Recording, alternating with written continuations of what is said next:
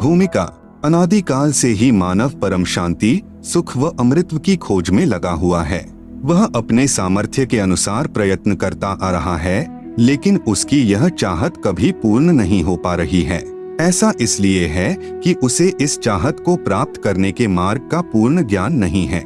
सभी प्राणी चाहते हैं कि कोई कार्य न करना पड़े, खाने को स्वादिष्ट भोजन मिले, पहनने को सुंदर वस्त्र मिले, रहने को आलीशान भवन हो, घूमने के लिए सुंदर पार्क हो, मनोरंजन करने के लिए मधुर मधुर संगीत हो, नाचे गाए, खेले कूदें, मौज मस्ती मनाए और कभी बीमार न हो, कभी बूढ़े न हो और कभी मृत्यु न होवे आदि आदि। परंतु जिस संसार में हम रह रहे हैं, यहाँ न तो ऐसा कहीं पर नजर आता है और न ही ऐसा संभव है, क्योंकि यह लोक नाशवान है। इस लोक की हर वस्तु भी नाशवान है और इस लोक का राजा ब्रह्मकाल है, जो 1,00,000 मानव सूक्ष्म शरीर खाता है।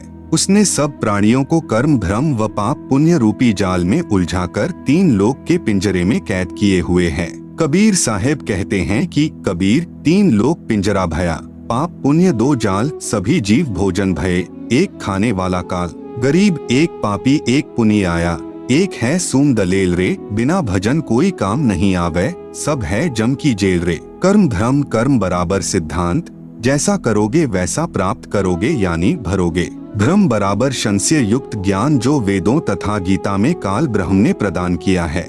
उदाहरणार्थ फॉर एग्जाम्पल, गीता अध्याय 15 श्लोक 1 से 4 में तथा अध्याय 4 श्लोक 31, 32, 34, अध्याय 7 श्लोक 18 में गीता ज्ञान दाता ब्रह्म ने कहा है कि यह संसार रूपी वृक्ष है। इसकी जड़ें यानी रूट्स ऊपर हैं तथा तीनों गुण रूपी शाखाएं नीचे हैं। जो इस संसार रूपी वृक्ष के विषय में पूर्ण जानकारी बताए वह पूर्ण संत अर्थात तत्वदर्शी संत है। जैसे तना कौन प्रभु है, डार कौन तथा तीनों शाखाएं कौन प्रभु है। यहाँ विचार काल में अर्थात जो गीता ज्ञान में तुझे बता रहा हूँ, मुझे इस संसार की रचना का ज्ञान नहीं है, क्योंकि मुझे इसके आदि यानी प्रारंभ का तथा अंत यानी अंतिम सिरे का ज्ञान नहीं है। इसलिए किसी तत्वदर्शी संत की खोज कर उस तत्वदर्शी संत के बताए भक्ति मार्ग यानी वे ऑफ वर्शिप अनुसार साधना करके उस परम पद व परमेश्वर की खोज करनी चाहिए, जहाँ जाने के पश्चात साधक पुनः लौटकर संसार में नहीं आता, अर्थात पूर्ण मोक्ष प्राप्त करता है। जिस पूर्ण परमात्मा से इस संसार रूपी वृक्ष का विस्तार हुआ है, अर्थात जिस परमेश्वर ने इस सृष्टि की रचना की है, उसी की पूजा करनी चाहिए। मैं यानी गीता ज्ञानदाता भी उसी परमेश्वर की शरण में हूँ। गीता अध्याय 3 श्लोक 31-32 में कहा है, गीता में जो ज्ञान दिया है यह मेरा मत यानी विचार है। भले ही यह पूर्ण नहीं है, फिर भी अन्य साधनाएं जो शास्त्र विधि रहित है उनसे श्रेष्ठ है। जो मेरे मत अनुसार साधना नहीं करता वह व्यर्थ प्रयत्न कर रहा है। पूर्ण परमात्मा की साधना से मिलने वाले लाभ की तुलना में गीता अध्याय 7 श्लोक 18 में गीता ज्ञान दाता ने अपनी साधना से मिलने वाले लाभ को भी अनुत्तम बताया है। इस प्रकार काल ब्रह्म द्वारा बताया ज्ञान धर्म युक्त है।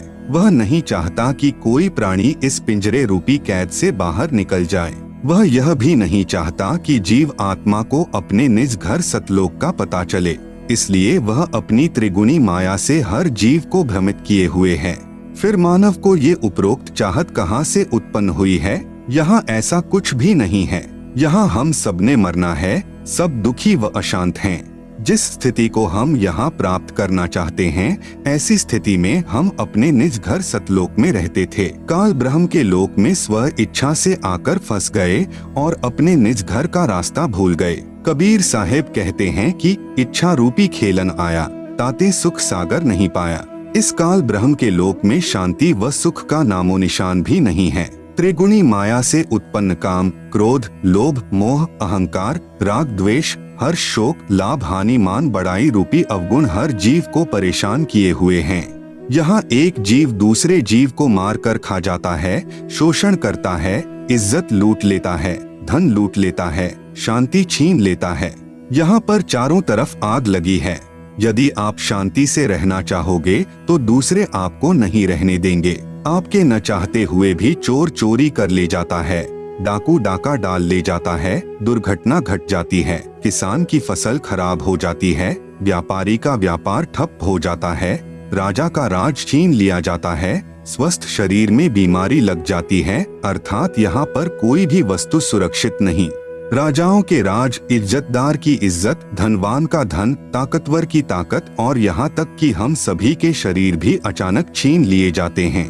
माता पिता के सामने जवान बेटा बेटी मर जाते हैं, दूध पीते बच्चों को रोते बिलखते छोड़कर मात पिता मर जाते हैं, जवान बहनें विधवा हो जाती हैं और पहाड़ से दुखों को भोगने को मजबूर होते हैं। विचार करें कि क्या यह स्थान रहने के लायक है, लेकिन हम मजबूरी वश यहाँ रह रहे हैं क्योंकि इस काल के पिंजरे से बाहर निकलने का कोई रास्ता नजर नहीं आता और हमें दूसरों को दुखी करने की व दुख सहने की आदत सी बन गई। यदि आप जी को इस लोक में होने वाले दुखों से बचाव करना है तो यहाँ के प्रभु काल से परम शक्ति युक्त परमेश्वर यानी परम अक्षर ब्रह्म की शरण लेनी पड़ेगी, जिस परमेश्वर का खौफ काल प्रभु को भी है, जिसके डर से यह उपरोक्त कष्ट उस जीव को नहीं दे सकता जो पूर्ण परमात्मा अर्थात परम अक्षर ब्रह्म यानी सत्य पुरुष की शरण पूर्ण संत के बताए मार्ग से ग्रहण करता है। वह जब तक संसार में भक्ति करता रहेगा उसको उपरोक्त कष्ट आजीवन नहीं होते। जो व्यक्ति इस पुस्तक ज्ञान गंगा को पढ़ेगा उसको ज्ञान हो जाएगा कि हम अपने निज घर को भूल गए हैं।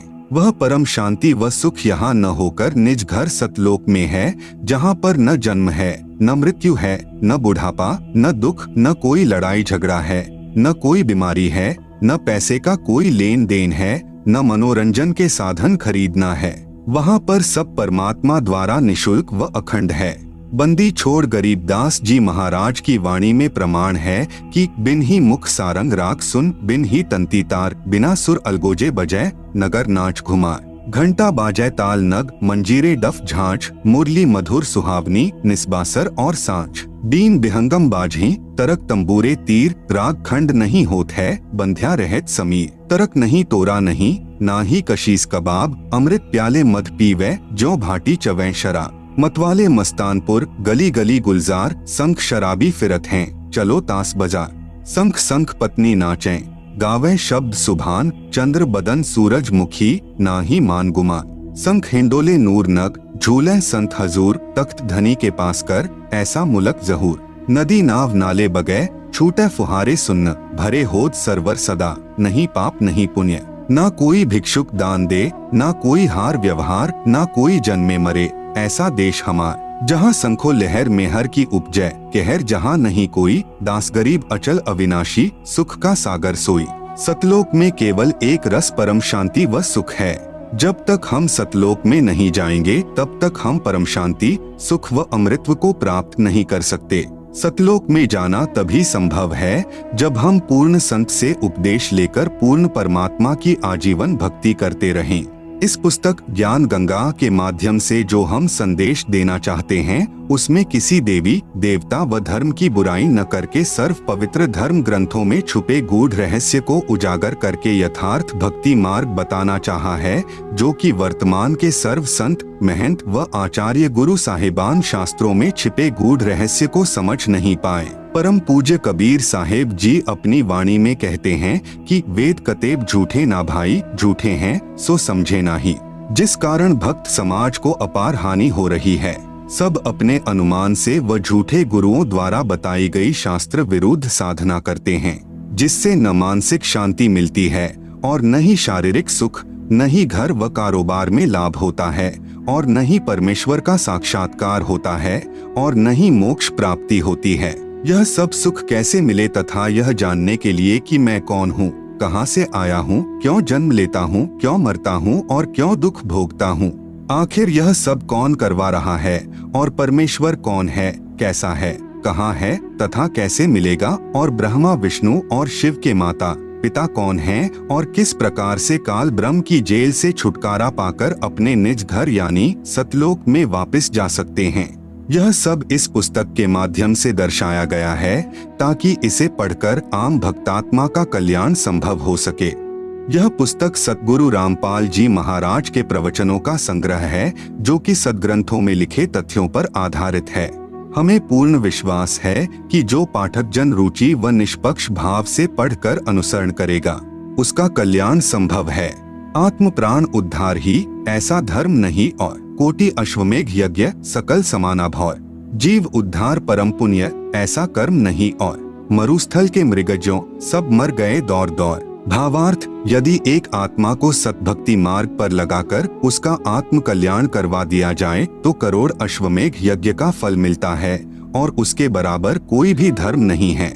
जीवात्मा के उद्धार के लिए किए गए कार्य अर्थात सेवा से श्रेष्ठ कोई भी कार्य नहीं है।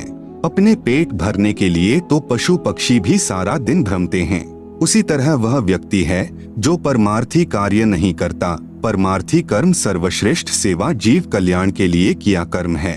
जीव कल्याण का कार्य न करके सर्व मानव मरुस्थल के हिरण की तरह दौड़ दौड़ कर मर जाते हैं, जिसे कुछ दूरी पर जल ही जल दिखाई देता है और वहां दौड़ कर जाने पर थल ही प्राप्त होता है।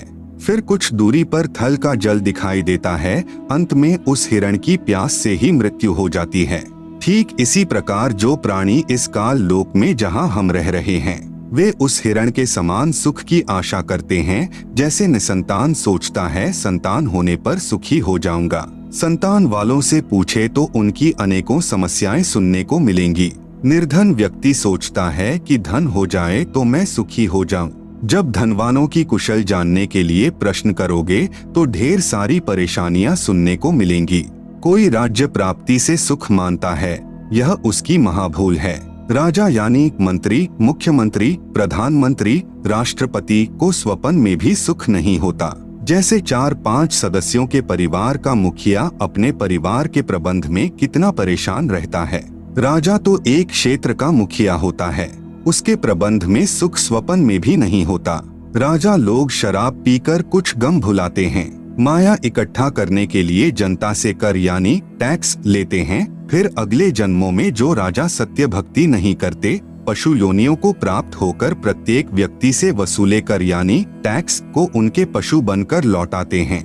जो व्यक्ति मनमुखी होकर तथा झूठे गुरुओं से दीक्षित होकर भक्ति तथा धर्म करते हैं, वे सोचते हैं कि भविष्य में सुख होगा, लेकिन इसके विपरीत दुख ही प्राप्त होता है।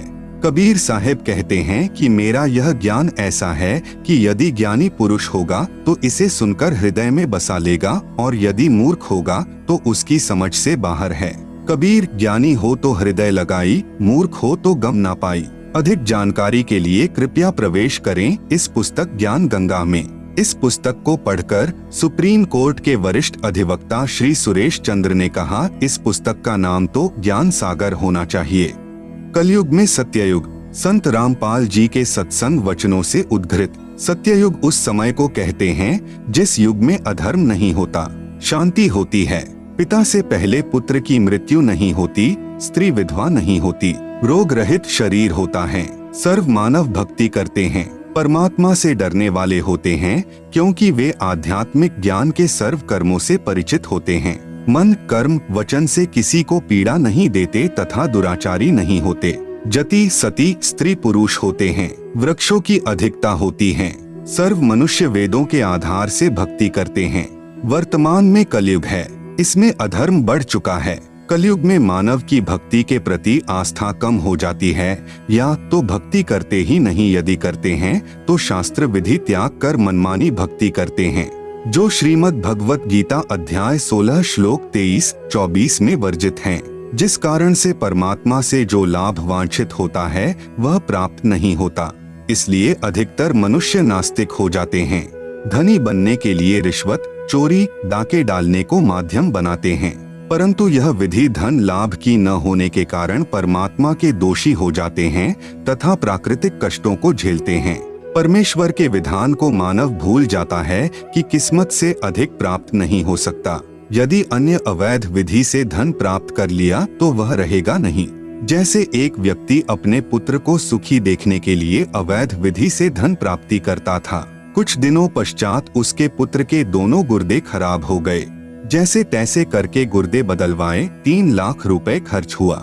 जो धन अवैध विधि से जोड़ा था वह सर्व खर्च हो गया तथा कुछ रुपए कर्जा भी हो गया। फिर लड़के का विवाह किया। 6 महीने के पश्चात बस दुर्घटना में इकलौता पुत्र मृत्यु को प्राप्त हुआ। अब न तो पुत्र रहा और न ही अवैध विधि से अर्जित किया गया धन। शेष क्या रहा? अवैध विधि से धन संग्रह करने में किए हुए पाप जो अभी शेष हैं, उनको भोगने के लिए जिससे पैसे ऐंठे थे, उनका पशु यानी गधा, बैल, गाय बनकर पूरे करेगा।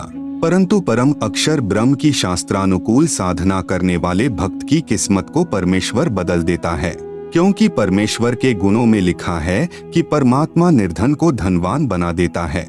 सत्ययुग में कोई भी प्राणी मांस, तंबाकू, मदिरा सेवन नहीं करता, क्योंकि वे इनसे होने वाले पापों से परिचित होते हैं। मांस खाना पाप है। एक समय एक संत अपने शिष्य के साथ कहीं जा रहा था। वहाँ पर एक मछियारा तालाब से मछलियाँ पकड़ रहा था। मछलियाँ जल से बाहर तड़फ तड़फ कर प्राण त्याग रही थी।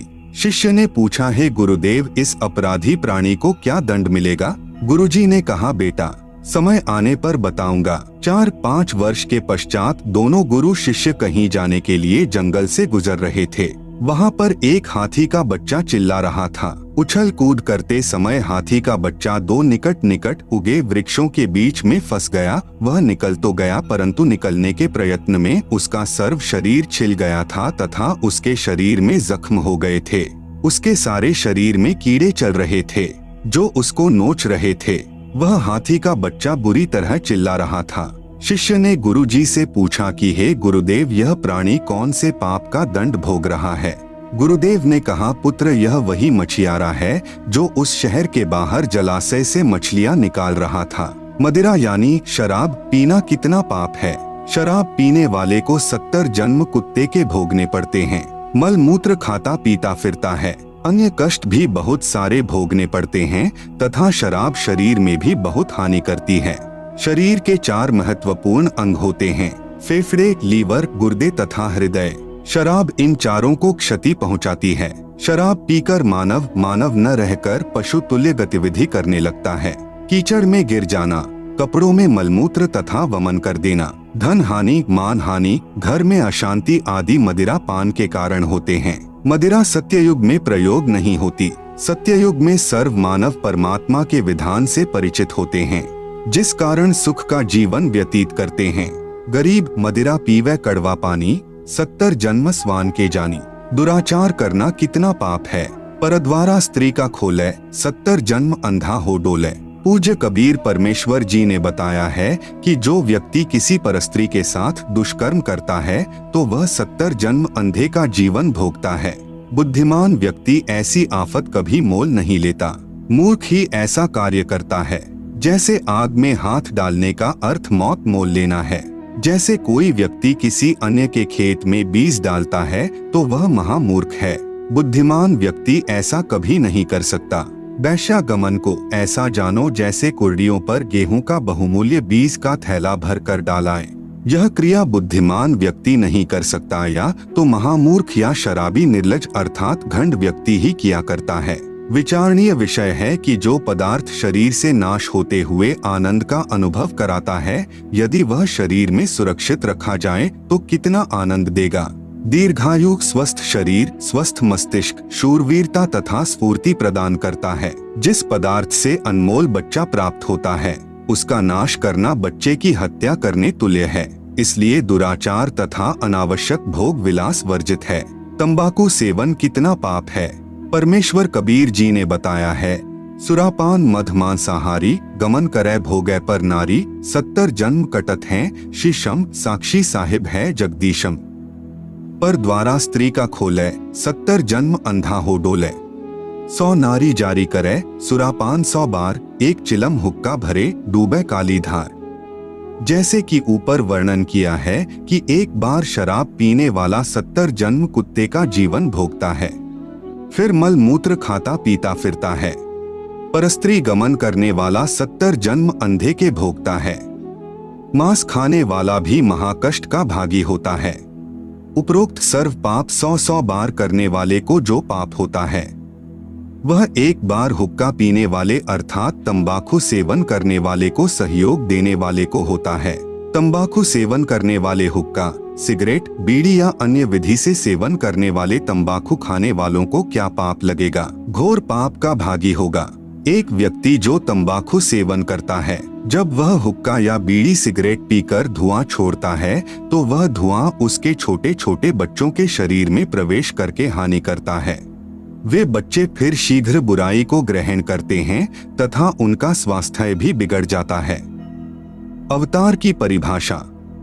अवतार का अर्थ है ऊंचे स्थान से नीचे स्थान पर उतरना। विशेषकर यह शुभ शब्द उन उत्तम आत्माओं के लिए प्रयोग किया जाता है जो धरती पर कुछ अद्भुत कार्य करते हैं, जिनको परमात्मा की ओर से भेजा हुआ मानते हैं या स्वयं परमात्मा ही का पृथ्वी पर आगमन मानते हैं। श्रीमद्भगवत गीता अध्याय 15 श्लोक 1 से 4 तथा 16-17 में 3 पुरुषों यानी प्रभुओं का ज्ञान है। नंबर 1, क्षर पुरुष जिसे ब्रह्म भी कहते हैं, जिसका ओम नाम साधना का है, जिसका प्रमाण गीता अध्याय 8 श्लोक 13 में है। नंबर 2, अक्षर पुरुष जिसको परब्रह्म भी कहते हैं, जिसकी साधना का मंत्र तत् जो सांकेतिक है, प्रमाण गीता अध्याय 17 श्लोक 23 में है। नंबर 3, उत्तम पुरुष तू अन्य मतलब श्रेष्ठ पुरुष परमात्मा तो उपरोक्त दोनों पुरुषों यानी क्षर पुरुष तथा अक्षर पुरुष से अन्य है। वह परम अक्षर पुरुष है जिसे गीता अध्याय 8 श्लोक 1 के उत्तर में अध्याय 8 के श्लोक 3 में कहा है कि वह परम अक्षर ब्रह्म है। इसका जाप सत है जो सांकेतिक है। इसी परमेश्वर की प्राप्ति से साधक को परम शांति तथा सनातन परमधाम प्राप्त होगा। प्रमाण गीता अध्याय 18 श्लोक 62 में यह परमेश्वर यानी परम अक्षर ब्रह्म गीता ज्ञान दाता से भिन्न है। अधिक ज्ञान प्राप्ति के लिए कृपया पुस्तक धरती पर अवतार सतलोक आश्रम बरवाला से प्राप्त करें। अवतार 2 प्रकार के होते हैं, जैसे ऊपर कहा गया है। अब आप जी को पता चला कि मुख्य रूप से 3 पुरुष यानी प्रभु है, जिनका उल्लेख ऊपर कर दिया गया है। हमारे लिए मुख्य रूप से 2 प्रभुओं की भूमिका रहती है। नंबर 1, क्षर पुरुष यानी ब्रह्म जो गीता अध्याय 11 श्लोक 32 में अपने आप को काल कहता है। नंबर 2, परम अक्षर पुरुष यानी परम अक्षर ब्रह्म जिसके विषय में गीता अध्याय 8 श्लोक 3 तथा 8, 9, 10 में तथा गीता अध्याय 18 श्लोक 62 अध्याय 15 श्लोक 1 से 4 तथा 17 में कहा है। ब्रह्म यानी काल के अवतारों की जानकारी। गीता अध्याय 4 का श्लोक 7, यदा यदा हि धर्मस्य ग्लानिर्भवति भारत अभ्युत्थानमधर्मस्य तदात्मानं सृजाम्यहम्। यदा यदा हि धर्मस्य ग्लानिः भवति भारत अभ्युत्थानम् अधर्मस्य तदा आत्मानं सृजामि अहम्।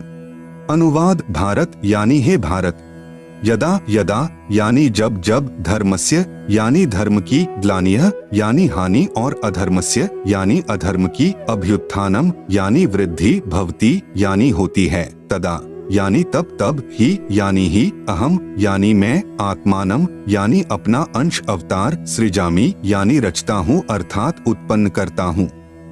जैसे श्रीमद्भगवत गीता अध्याय 4 श्लोक 7 में गीता ज्ञान दाता ने कहा है कि जब जब धर्म में घृणा उत्पन्न होती है, धर्म की हानि होती है तथा अधर्म की वृद्धि होती है, तो मैं काल यानी ब्रह्म यानी क्षर पुरुष अपने अंश अवतार सृजन करता हूँ अर्थात उत्पन्न करता हूँ। जैसे श्री रामचंद्र जी तथा श्री कृष्ण चंद्र जी को काल ब्रह्म ने ही पृथ्वी पर उत्पन्न किया था, जो स्वयं श्री विष्णु जी ही माने जाते हैं। इनके अतिरिक्त 8 अवतार और कहे गए हैं, जो श्री विष्णु जी स्वयं नहीं आते अपितु अपने लोक से अपने कृपा पात्र पवित्र आत्मा को भेजते हैं। वे भी अवतार कहलाते हैं। कहीं कहीं पर 25 अवतारों का भी उल्लेख पुराणों में आता है। काल ब्रह्म यानी क्षर पुरुष के भेजे हुए अवतार पृथ्वी पर बढ़े अधर्म का नाश कत्लेआम अर्थात संहार करके करते हैं। उदाहरण के रूप में श्री रामचंद्र जी तथा श्री कृष्णचंद्र जी, श्री परशुराम जी तथा श्री निहकलंक जी, जो अभी आना शेष है, जो कलयुग के अंत में आएगा। ये सर्व अवतार घोर संहार करके ही अधर्म का नाश करते हैं, अधर्मियों को मारकर शांति स्थापित करने की चेष्टा करते हैं। परंतु शांति की अपेक्षा अशांति ही बढ़ती है।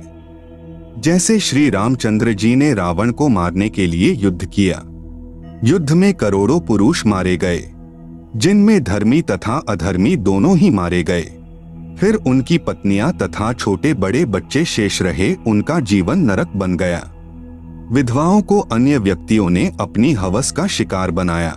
निर्वाह की समस्या उत्पन्न हुई, आदि आदि अनेकों अशांति के कारण खड़े हो गए। यही विधि श्री कृष्ण जी ने अपनाई थी, यही विधि श्री परशुराम जी ने अपनाई थी। इसी विधि से 10वां अवतार काल ब्रह्म यानी क्षर पुरुष द्वारा उत्पन्न किया जाएगा। उसका नाम निकलंक होगा। वह कलयुग के अंतिम समय में उत्पन्न होगा, जो राजा हरिश्चंद्र वाली आत्मा होगी। संभल नगर में श्री विष्णु दत्त शर्मा के घर में जन्म लेगा। उस समय सर्व मानव अत्याचारी अन्यायी हो जाएंगे, उन सर्व को मारेगा।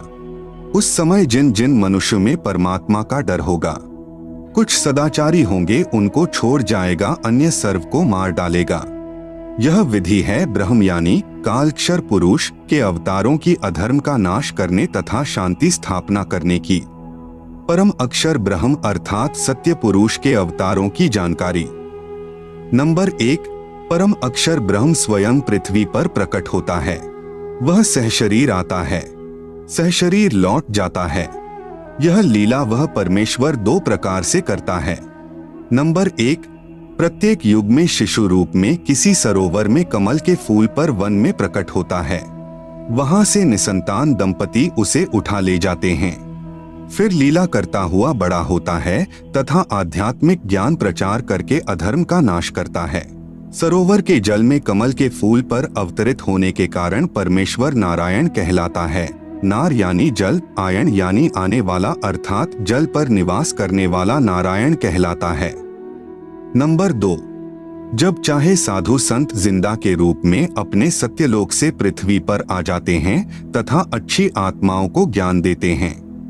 फिर वे पुण्यात्माएं भी ज्ञान प्रचार करके अधर्म का नाश करते हैं।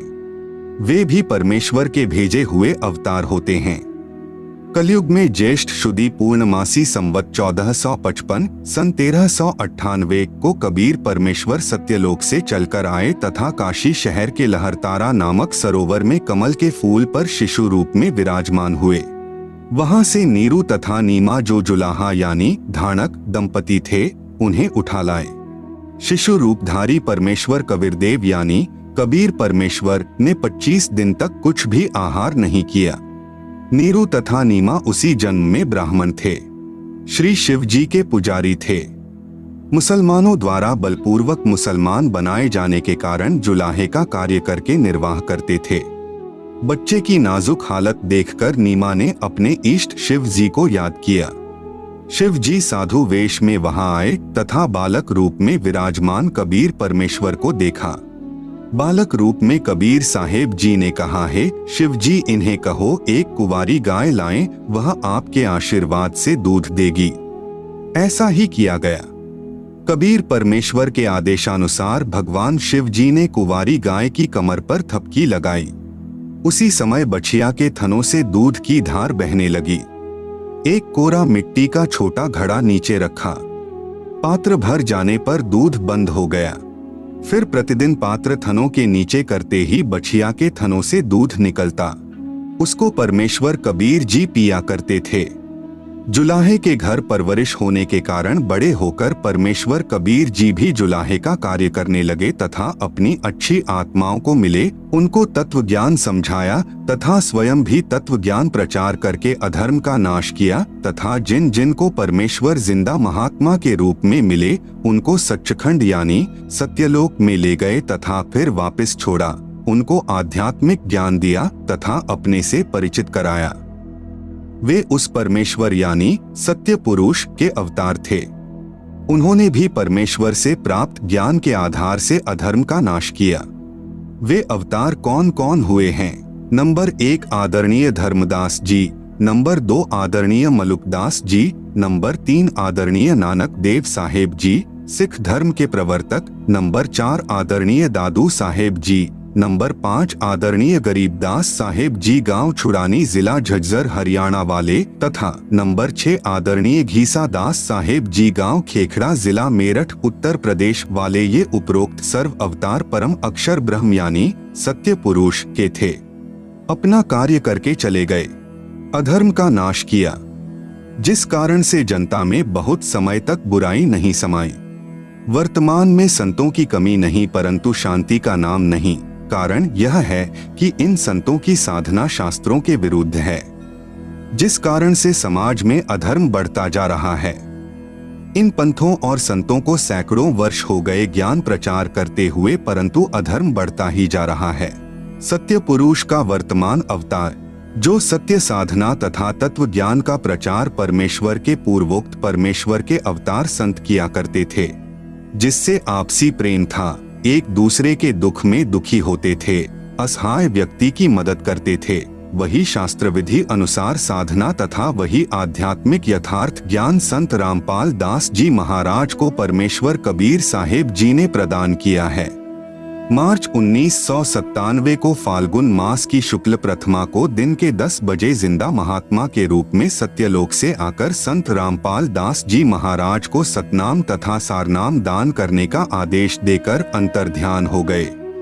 संत रामपाल दास जी महाराज भी परमेश्वर यानी परम अक्षर ब्रह्म के उन अवतारों में से एक हैं, जो आध्यात्मिक ज्ञान के द्वारा अधर्म का नाश करते हैं।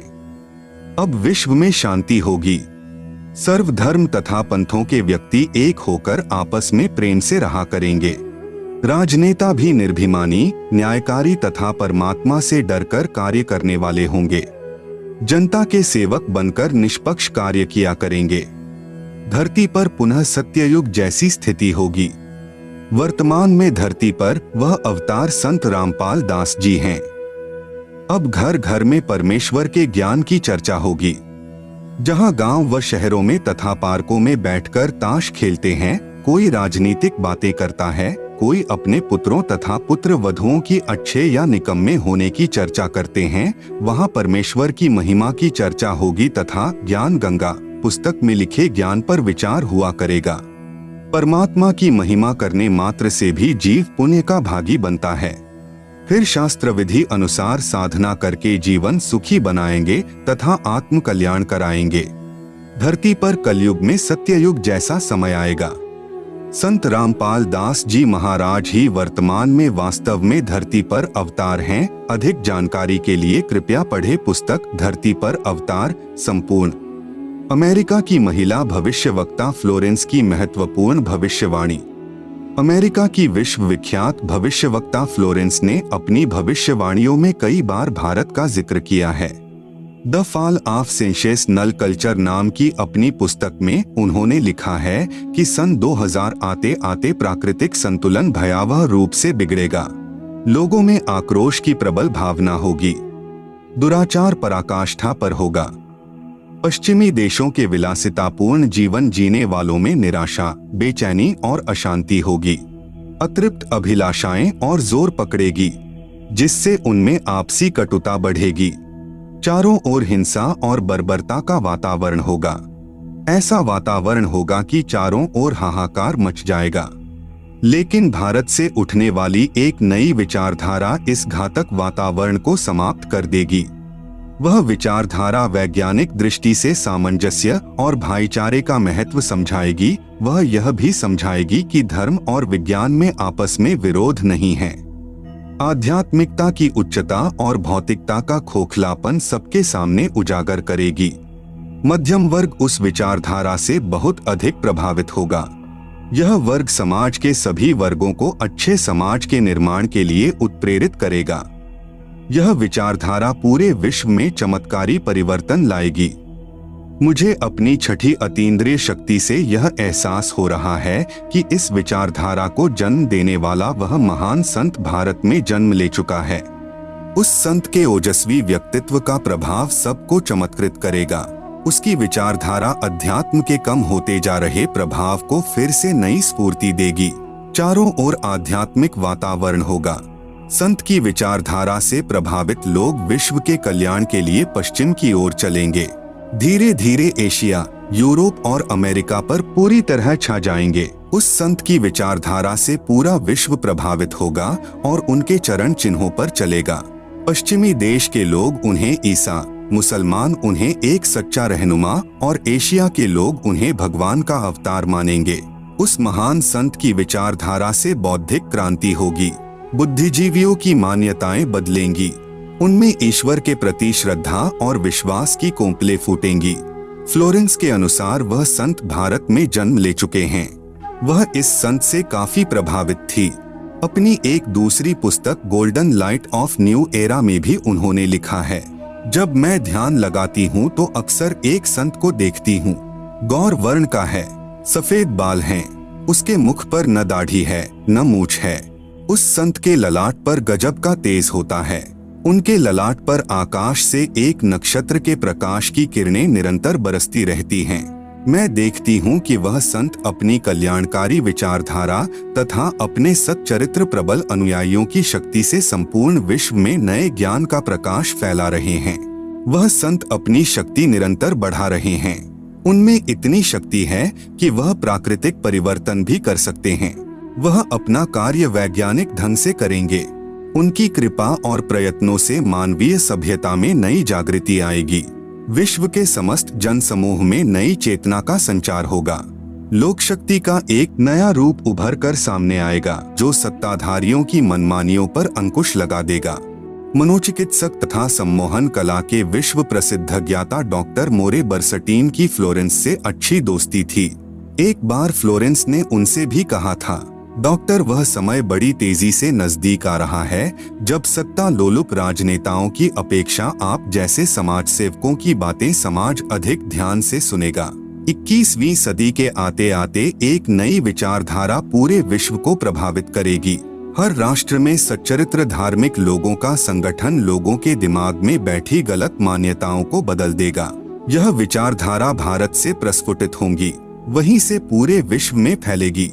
मैं उस पवित्र स्थान पर एक प्रचंड तपस्वी को देख रही हूँ, जिसका तेज बड़ी तेजी से फैल रहा है। मनुष्य में सोए देवत्व को जगाने तथा धरती का स्वर्ग जैसा बनाने के लिए वह संत दिन रात प्रयत्न कर रहे हैं। एक पत्रकार ने 1964 में फ्लोरेंस से पूछा था कि क्या वह दुनिया का भविष्य बता सकती है। फ्लोरेंस ने इसके जवाब में कहा था, 1970 की शुरुआत व्यापक उथल पुथल के साथ होगी।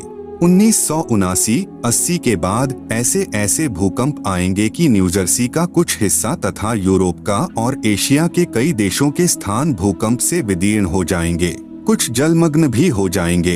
तृतीय विश्व युद्ध का आतंक सबके दिमाग में बैठ जाएगा और वे इस युद्ध की तैयारी करेंगे, लेकिन भारतीय राजनेता अपने प्रभाव और बुद्धि से तीसरे विश्व युद्ध को टालने में सफल हो जाएंगे। तीसरे विश्व युद्ध के शुरू होने तक भारत के शासन की बागडोर आध्यात्मिक प्रवृत्ति के लोगों के हाथ में होगी, इसलिए उनके प्रभाव से विश्व युद्ध टलेगा। वे शासक एक महान संत के ओजस्वी तथा क्रांतिकारी विचारधारा से प्रभावित होंगे। वे उस संत के प्रति उसी तरह समर्पित होंगे जैसे वाशिंगटन स्वतंत्रता एवं मानवता के प्रति समर्पित थे। अमेरिका के शहर न्यूजर्सी की रहने वाली फ्लोरेंस सचमुच एक विलक्षण महिला थी। एक बार नेबेल नाम के व्यक्ति ने टीवी कार्यक्रम के दौरान उनसे बोला, आप भारत में जन्म ले चुके संत के बारे में तो अक्सर बताती रहती हैं, मैं अपने बारे में कुछ जानना चाहता हूँ, बताइए। फ्लोरेंस ने उसके दाहिने हाथ को थाम लिया और बोली, आप बहुत जल्द किसी दूसरे राज्य से प्रसारण करेंगे। नेबेल एक प्रसारण सेवा के कर्मचारी थे। फ्लोरेंस की इस बात पर वह हंसने लगे। कुछ क्षण बाद बोले, आपने मुझसे यह अच्छा मजाक किया। यदि हमारी कंपनी के अधिकारी इस कार्यक्रम को देख रहे होंगे तो मैं दूसरे राज्य में जाऊं या नहीं, फिलहाल अपनी कंपनी से तुरंत निकाल दिया जाऊंगा। कुछ ही मिनटों के बाद टीवी के कंट्रोल रूम का फोन घनघना उठा। फोन नेबेल के लिए था। उनकी कंपनी के जनरल मैनेजर उनसे बात करना चाहते थे। नेबेल ने जब फोन उठाया तो उन्होंने कहा, हमने न्यूयॉर्क से प्रसारण करने का काम शुरू करने का निर्णय लिया है, वहां तुम्हें ही भेजा जाएगा। अभी यह बात गुप्त रखना, इसकी घोषणा कल की जाएगी। मैं टीवी पर फ्लोरेंस के साथ तुम्हारी बातचीत देख रहा था। फ्लोरेंस ने तुम्हारे विषय में जो बताया है वह पूरी तरह सच है। आश्चर्य है कि उन्हें यह बात कैसे मालूम हो गई। नेबेल फ्लोरेंस का चेहरा देखता रह गया। कुछ पत्रकारों ने उनसे एक बार पूछा था कि वह भविष्य को कैसे देख लेती हैं तथा गायब व्यक्ति या वस्तुओं का पता कैसे लगा लेती हैं, तो फ्लोरेंस ने बताया, मुझे स्वयं नहीं मालूम कि ऐसा कैसे संभव हो जाता है। मैं भविष्य के विषय में एक बहुत महत्वपूर्ण बात बता रही हूँ। 20वीं शताब्दी के अंत में भारतवर्ष से एक प्रकाश निकलेगा। यह प्रकाश पूरी दुनिया को उन दैवी शक्तियों के विषय में जानकारी देगा जो अब तक हम सभी के लिए रहस्यमय बनी हुई हैं। देवी शक्तियों की जानकारी जो संत रामपाल दास जी महाराज द्वारा बताई गई हैं। कृपया पढ़ें इसी पुस्तक के पृष्ठ 22 पर सृष्टि रचना, एक दिव्य महापुरुष द्वारा यह प्रकाश पूरे विश्व में फैलेगा। वह सभी को सतमार्ग पर चलने की प्रेरणा देगा। समस्त दुनिया में एक नई सोच की ज्योति फैलेगी। जब मैं ध्यानावस्था में होती हूँ तो अक्सर यह दिव्य महापुरुष मुझे दिखाई देते हैं। फ्लोरेंस ने बार बार इस संत या दिव्य महापुरुष का जिक्र किया है। साथ ही यह भी बताया है कि उत्तरी भारतवर्ष के एक पवित्र स्थान पर वह मौजूद हैं। सज्जनों, उपरोक्त भविष्यवाणी तथा वर्तमान वाणी है जो परम संत रामपाल महाराज जी पर खरी उतरती है तथा इसी का समर्थन अन्य भविष्यवाणियां भी करती है जो आगे लिखी हैं। भाई बाले वाली जन्म साखी में प्रमाण। एक महापुरुष के विषय में भाई बाले वाली जन्म साखी में प्रहलाद भक्त की भविष्यवाणी। भाई बाले वाली जन्म साखी में लिखा गया विवरण स्पष्ट करता है कि संत रामपाल दास जी महाराज ही वह अवतार है जिन्हें परमेश्वर कबीर जी तथा संत नानक जी के पश्चात पंजाब की धरती पर अवतरित होना था। संत रामपाल दास जी महाराज 8 सितंबर सन 1951 को गांव धनाना, जिला सोनीपत, हरियाणा प्रांत, उस समय पंजाब प्रांत, भारत की पवित्र धरती पर श्री नंदराम जाट के घर जाट वर्ण में श्रीमती इंदिरा देवी की कोख से जन्मे। इस विषय में जन्म साखी भाई बाले वाली हिंदी वाली में जिसके प्रकाशक हैं भाई जवाहर सिंह कृपाल सिंह एंड कंपनी पुस्तकावाले, बाजार माई सेवा, अमृतसर, पंजाब तथा पंजाबी वाली के प्रकाशक है भाई जवाहर सिंह कृपाल सिंह पुस्तकावाले, गली 8 बाग रामानंद, अमृतसर, पंजाब। इसमें लिखा अमर लेख इस प्रकार है।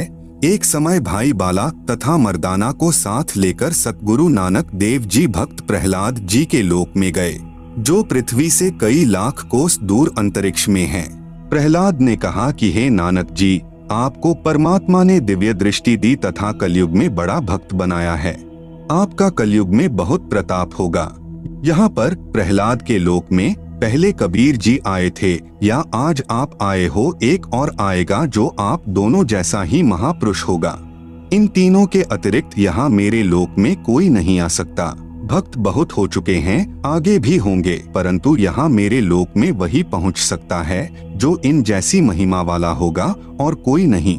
इसलिए इन तीनों के अतिरिक्त यहाँ कोई नहीं आ सकता। मर्दाने ने पूछा कि हे प्रहलाद जी, कबीर जी जुलाहा थे, नानक जी खत्री हैं, वह तीसरा किस वर्ण यानी जाति से तथा किस धरती पर अवतरित होगा? प्रहलाद भक्त ने कहा, भाई सुन, नानक जी के सच्चखंड जाने के सैकड़ों वर्ष पश्चात पंजाब की धरती पर जाट वर्ण में जन्म लेगा तथा उसका प्रचार क्षेत्र शहर बरवाला होगा। लेख समाप्त। विवेचन, संत रामपाल दास जी महाराज वही अवतार हैं जो अन्य प्रमाणों के साथ साथ जन्म साखी में लिखे वर्णन पर खरे उतरते हैं। जन्म साखी में 100 वर्ष के पश्चात लिखा है। यहाँ पर सैकड़ों वर्ष पश्चात कहा गया था, जिसको पंजाबी भाषा में लिखते समय 100 वर्ष ही लिख दिया, क्योंकि मर्दाना ने पूछा था कि वह कौन से युग में नजदीक ही आएगा। तब भक्त प्रहलाद ने कहा कि श्री नानक जी के सैकड़ों वर्ष पश्चात कल युग में ही वह संत जाट वर्ण में जन्म लेगा। इसीलिए यहाँ 100 वर्ष के स्थान पर सैकड़ों वर्षों ही न्यायोचित है तथा प्रचार क्षेत्र बरवाला के स्थान पर बटाला लिखा गया है। इसके दो कारण हो सकते हैं कि शहर बरवाला, जिला हिसार, हरियाणा उस समय पंजाब प्रांत में सुप्रसिद्ध नहीं था तथा बटाला शहर पंजाब प्रांत में प्रसिद्ध था। लेखनकर्ता ने इस कारण से बरवाला के स्थान पर बटाला लिख दिया। दूसरा, प्रिंट करते समय हालेक की जगह हटालेक प्रिंट हो गया है। एक और विशेष विचारणीय पहलू है कि पंजाब के बटाला शहर में कोई भी जाट संत नहीं हुआ है। जो इन महापुरुषों यानी परमेश्वर कबीर देव जी व श्री नानक देव जी के समान महिमावान तथा इनके समान ज्ञानवान हुआ हो।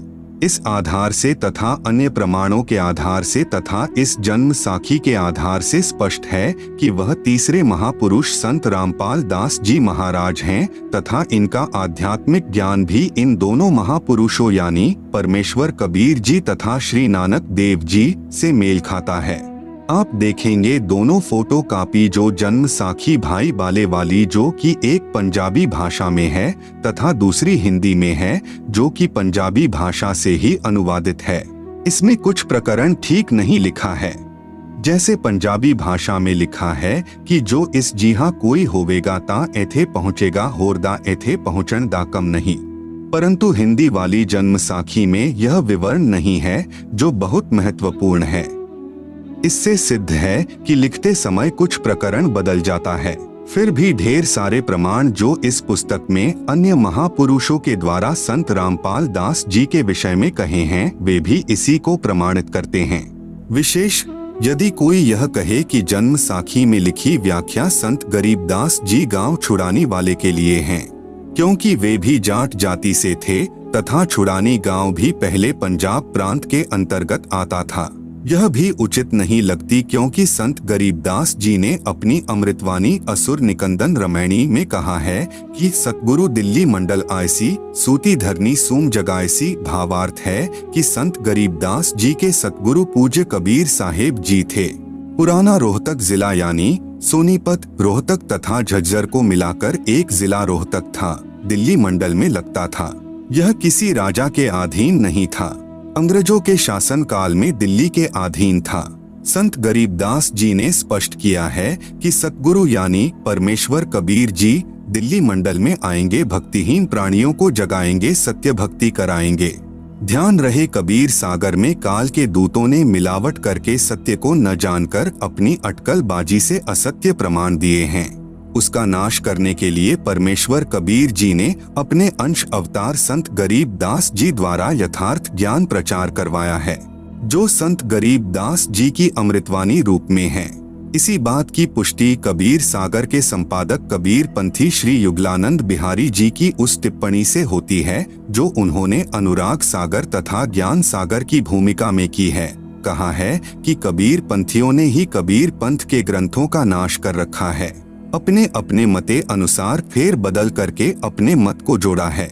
मेरे पास अनुराग सागर तथा ज्ञान सागर की कई प्रतियां रखी हैं, जिनमें से एक दूसरे से मेल नहीं खा रही हैं। संत रामपाल दास जी महाराज का जन्म श्री नंदराम जाट के घर 8 सितंबर 1951 को गांव धनाना जिला सोनीपत यानी उस समय जिला रोहतक में हुआ था, जो वर्तमान हरियाणा तथा पंजाब प्रांत मिलकर उस समय एक ही पंजाब प्रांत था।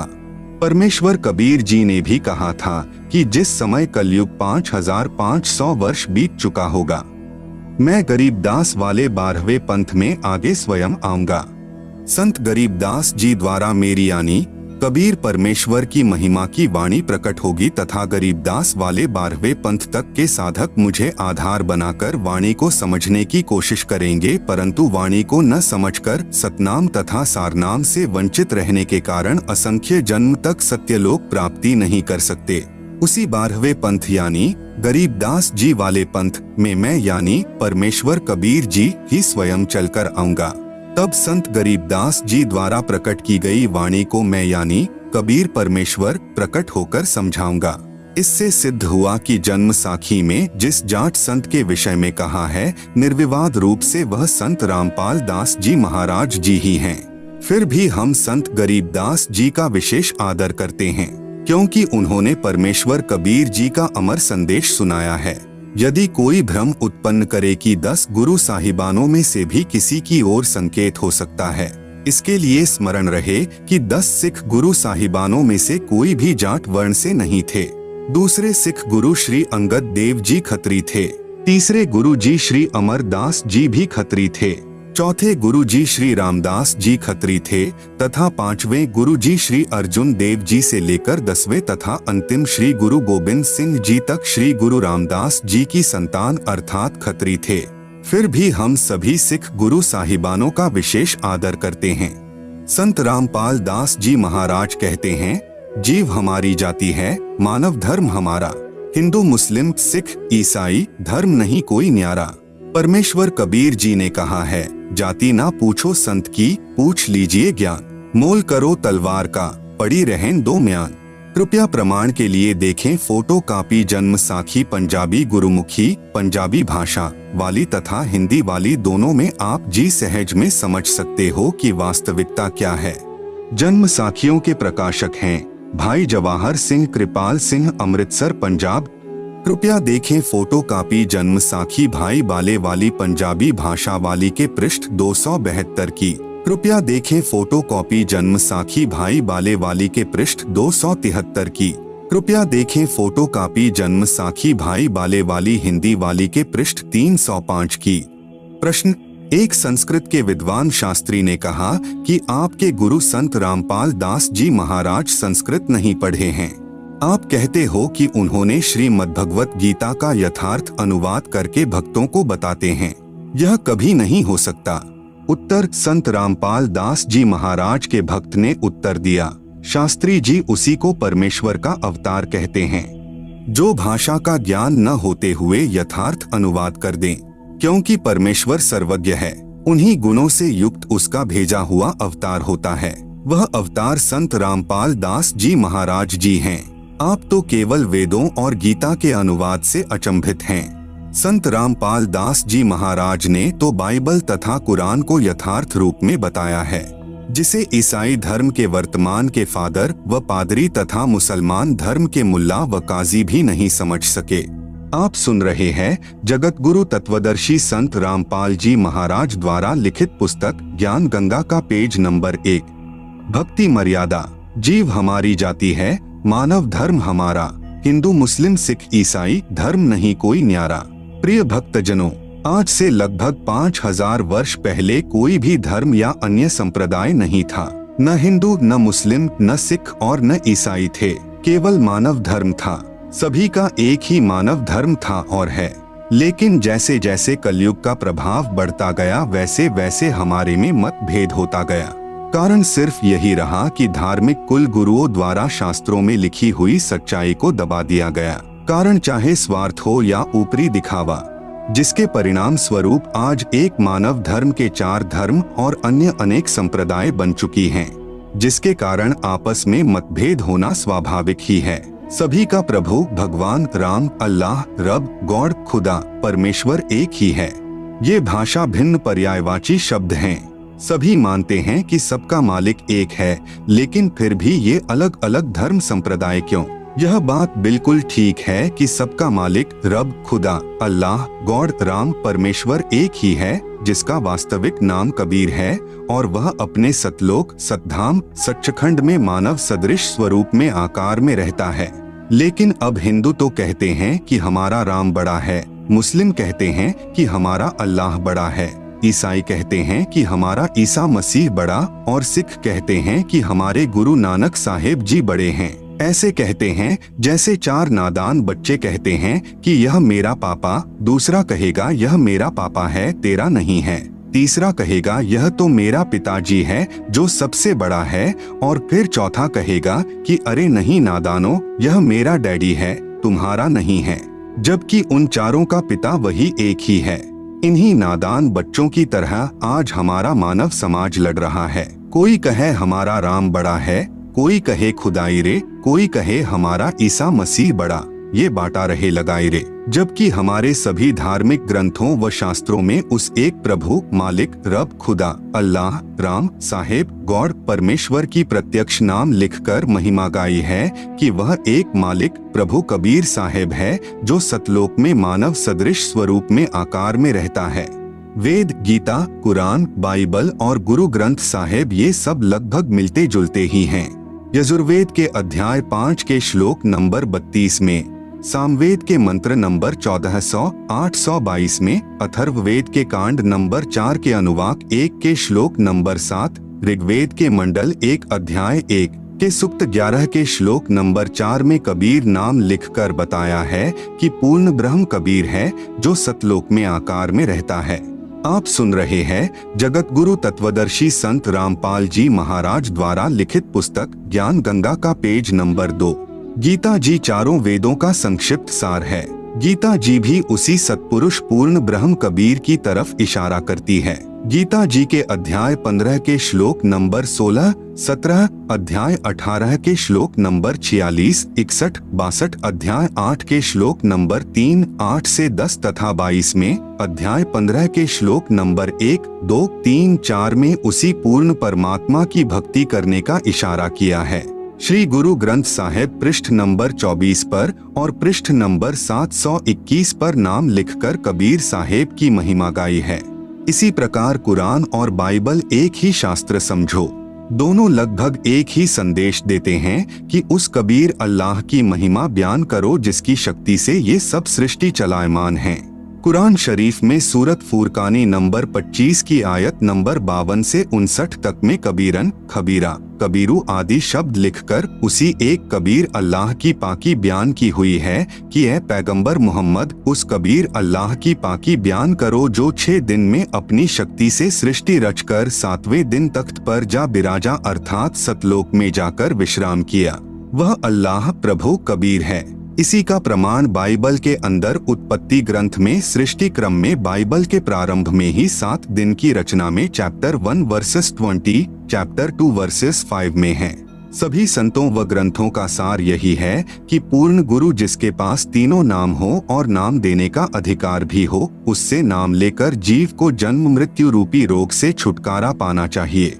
क्योंकि हमारा उद्देश्य आपको काल की कारागार से छुटवाकर अपने मूल मालिक कबीरदेव यानी कबीर साहेब के सतलोक को प्राप्त करवाना है। कबीरदेव ने अपनी वाणी में कहा है कि एक जीव को काल साधना से हटाकर पूर्ण गुरु के पास लाकर सत उपदेश दिलाने का पुण्य इतना होता है कि जितना करोड़ गाय बकरे आदि प्राणियों को कसाई से छुटवाने का होता है। क्योंकि यह अबोध मानव शरीरधारी प्राणी गलत गुरुओं द्वारा बताई गई शास्त्र विरुद्ध साधना से काल के जाल में फंसा रहकर न जाने कितने दुखदायी 84 लाख योनियों के कष्ट को झेलता रहता है।